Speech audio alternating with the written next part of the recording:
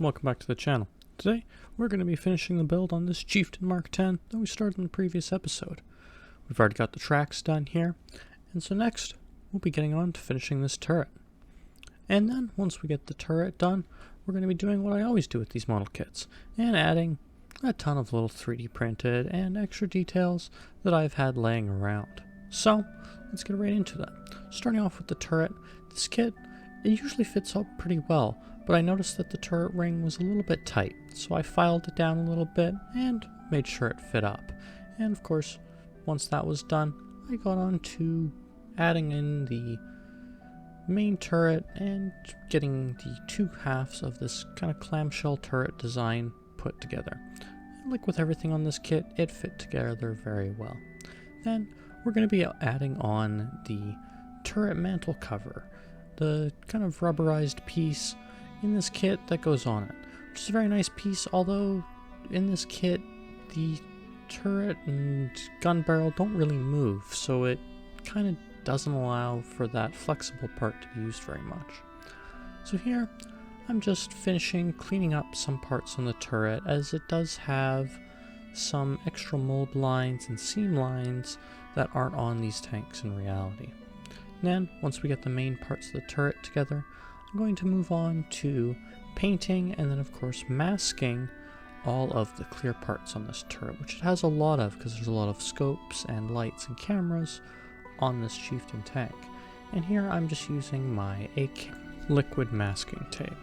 Now, I really like using this stuff because it makes for these small and complex details, masking them way easier than with a conventional masking tape and cutting it and preparing it.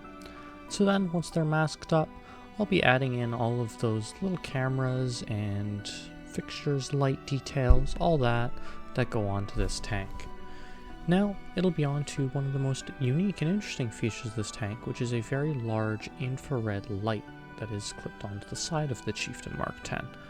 And to assemble this, AK has you build it all separately, and then I painted all of the interior parts of it. So of course, layering a nice silver reflective paint on the inside to make it look like a light and kind of that interior piece. Then I'll be gluing in the actual light part that goes into the inside of it, which I'd already pre-painted because I won't be able to access this part to paint later on. Then, once all those are painted and dried, I'll actually seal it all up by gluing on and putting in the first layer of glass. Now I want to do this because it's really interesting to have all of these details inside, but if you don't want to do that on this kit, it allows you to build it with this hatch closed, but I thought it would be a real shame to do that on this kit, so I decided to build it with the hatch open and paint all of those details since they're just included with it. So now it'll be on to actually putting on that opened up hatch and putting it in. And like everything on this kit, it fitted up pretty well, so it just kind of went on there using a very minimal amount of glue and getting it in. Then going back to that same AK masking, liquid masking tape, and putting it on there. This would have taken way longer with a conventional masking method, so that's why I really like using this liquid masking tape, because it makes a job like this really easy and very quick to do. As you can see here, doing it in only a few minutes. Once that's all done, I'll glue it onto the side of the turret, getting it all situated and put in, and of course everything fitting up pretty much perfectly right out of the box without much modification because of how nice this main kit is. Then just going and touching up the connecting areas with a little bit more of the plastic cement, making it very nice. And then we're on to adding the extra details and parts onto this turret, which it has a lot of. This kit has a ton of extra parts and pieces that you can put onto it, which really add a ton of variation and interest to the model instead of it just being a flat piece. And you can see some of them are modeled in already, and then some of them are pieces that you have to add on, like these rear deck hatches and kind of floating areas and all of that.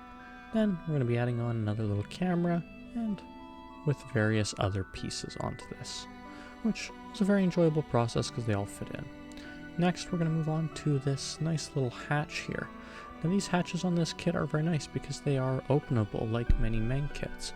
So you just glue on the actual hinge pieces and then kind of just push and twist the little piece in, which is why I like to go quickly when I do parts like this, so they're still malleable. And you can see right here that the hatches nicely open and close, and adds a nice little detail to your kit, as well as some display options. Then we're going to be moving on to one of the first photo etch parts for this turret, and it's just this little piece that adds just some nice little visual interest and definition to the kit. So this is a wire spool system that was used for antennas on the Chieftains. I decided not to actually put any spool on it, so I just glued it on and put it in.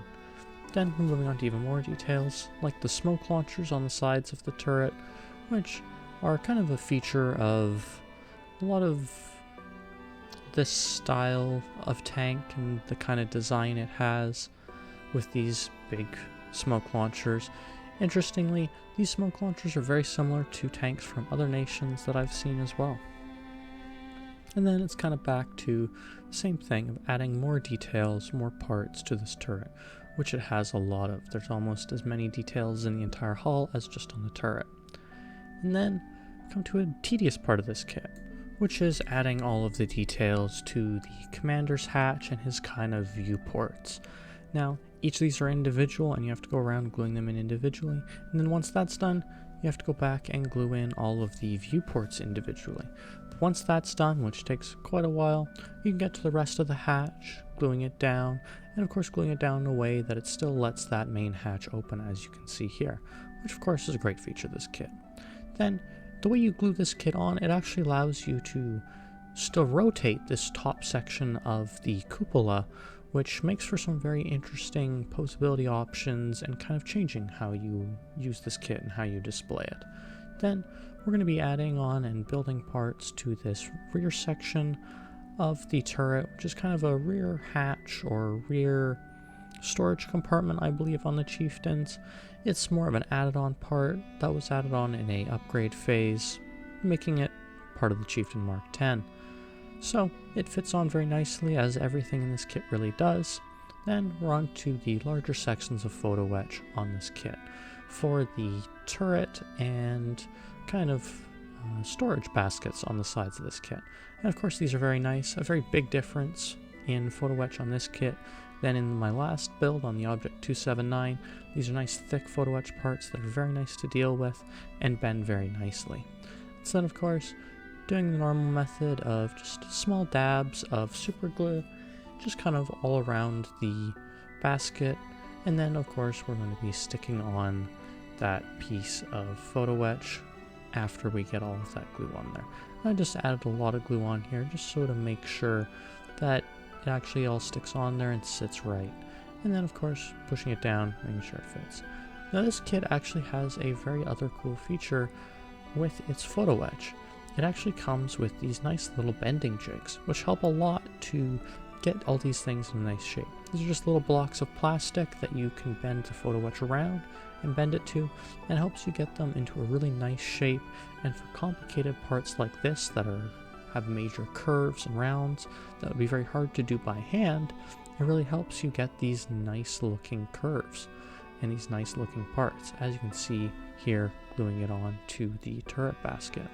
Then we're going to move on to the next one, which has another bending jig, and it makes for these very complex curves on this piece much easier to do. Now you can see the one problem with that is metal tends to like to bend a little bit further and then spring back to a new position, so you can kind of just get the bends themselves in place and then fix it up by hand. Then once you get them all bent in, you can nicely put them in and set it up just like that, which is very nice to do. And then these very nice looking turret baskets can go on and go on very well. I did have some fitment issues with them. They just kind of move a little bit. These turret baskets are made out of multiple pieces, but they went on pretty well and look great. Then we're on to the actual barrel of the Chieftain. Now, a lot of things and a lot of people, they like to replace barrels and add them, but this barrel has a lot of detail to it, and I'll be covering up most of it anyway because I'm going to be wrapping this barrel in a camo net. Now, I've never seen any pictures of this done on a real Cheiftain, but I've seen it done on other tanks, as well as the Chieftains do have this heat blanket, which is very nicely modeled in this kit here. So I figured wrapping that camo blanket around it will kind of give the concept of the heat blanket in visual style at least, and it'll add some real nice interest to this kit. So gluing on that nice barrel there onto the pieces, and then we're going to move on to getting that camo net ready.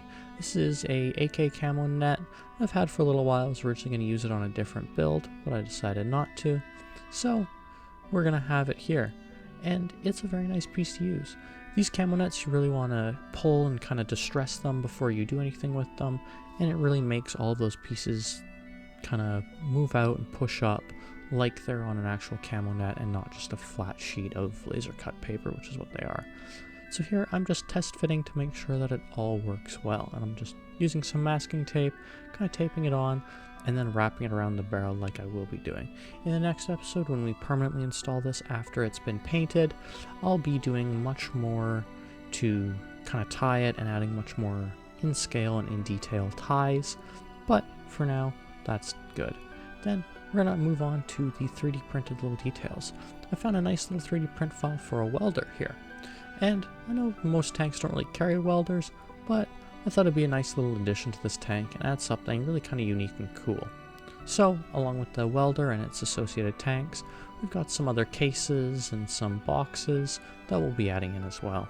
So, before I go through painting all of these things, I really wanted to make sure everything would fit and look good in a way that I wanted.